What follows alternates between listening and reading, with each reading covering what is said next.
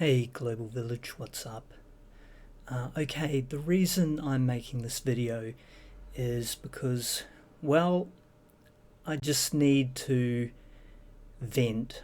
I need to express how I'm feeling about what's been happening in Israel and Gaza.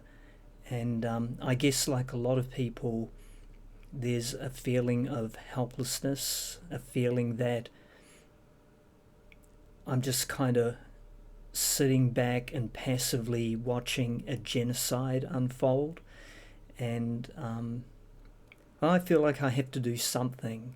And at least by sharing my voice and just, saying this is not okay, that at least I feel like I'm falling on the right side of history. So I guess there's a lot of things I could talk about here. Uh, I think it was about a week ago, there was a video that came out of Gaza whereby a bomb had landed in the courtyard of Al-Aqsa Hospital. And there was a tent city built up around the hospital. And of course, that tent city caught on fire.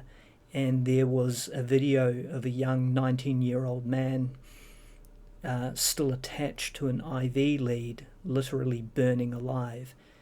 And apparently you could see his skin melting off. It's truly horrific stuff.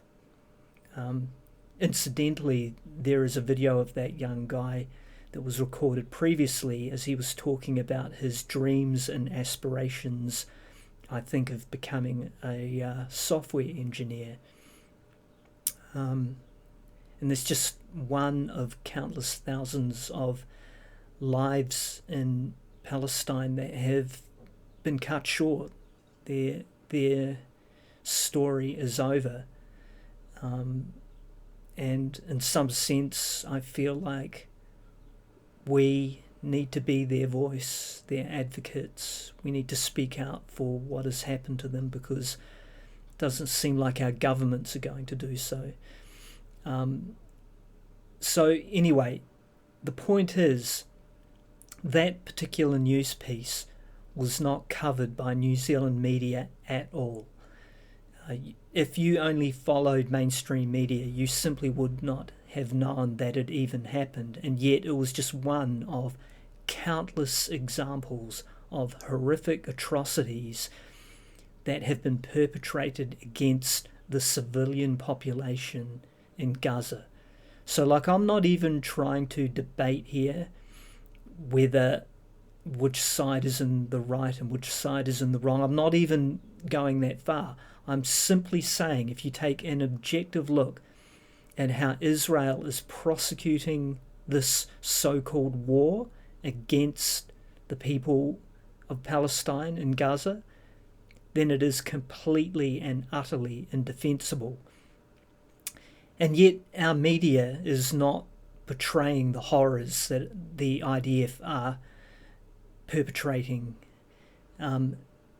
So if we fast forward one day, when Yahya Sinwar, I'm sorry if I'm mispronouncing his name, the head of Hamas, was successfully killed in a military operation.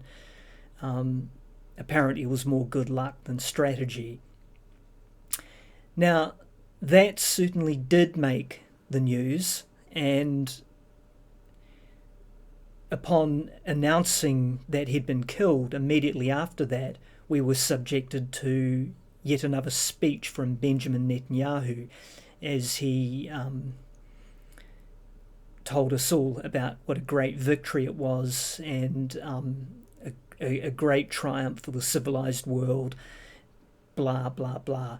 And so again, the point being, New Zealand media is, in my opinion, just as atrocious as pretty much every other mainstream media organisation that's covering what's actually happening in that region of the world.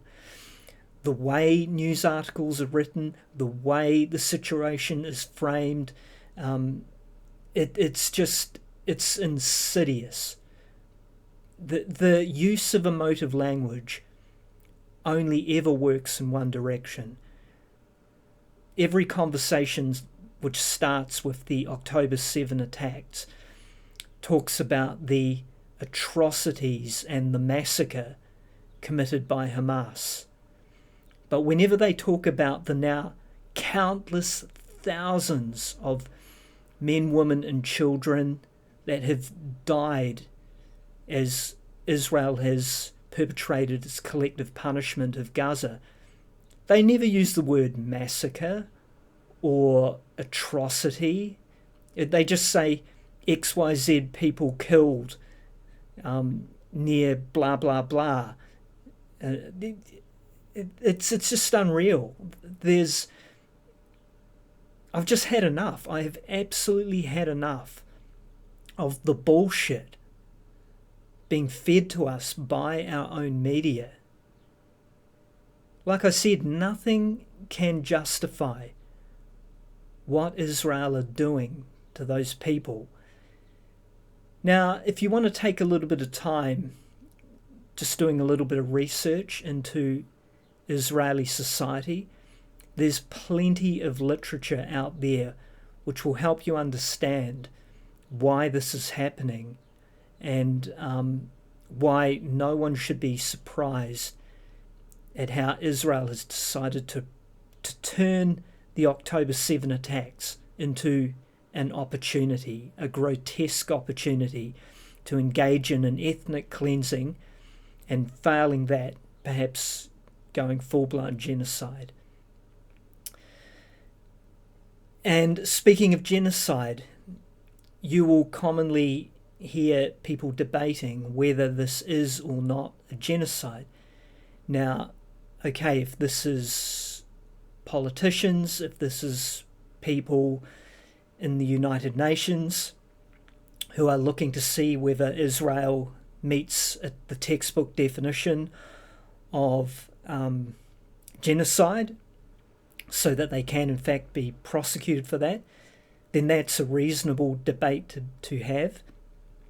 But if it's a debate between people like you and me, people who are watching this unfold, as if winning this debate, as if coming to the conclusion that somehow it's not a genocide means that it's all okay and that Israel are now off the hook for everything that they're doing in Gaza, it's idiotic. There's no... This is a debate without a point, because you don't, whether or not you call it genocide, it really doesn't matter, because what Israel are doing in Gaza is just unacceptable.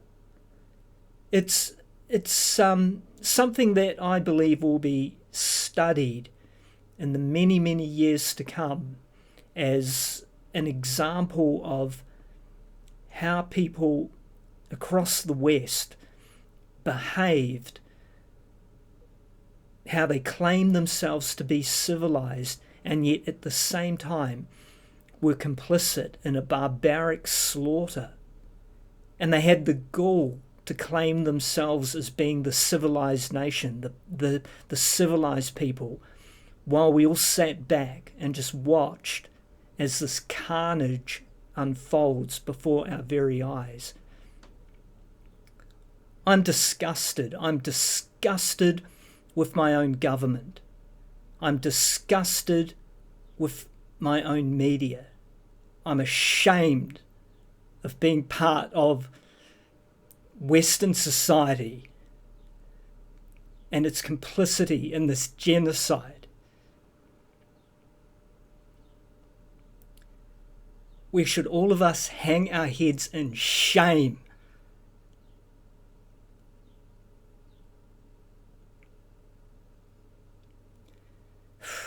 So I'm going to speak out for the Palestinian people, because they can't speak out for themselves, because our own government,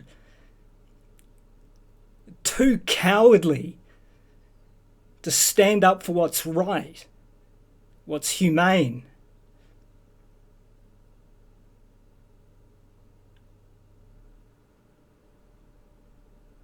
We have to say no. We have to make our voices clear and unambiguous. We see what's happening. And I believe that in the long term, this signals the decline and ultimately the collapse of the Zionist project, because it's racist, it's elitist, it's inhumane, and it's cruel.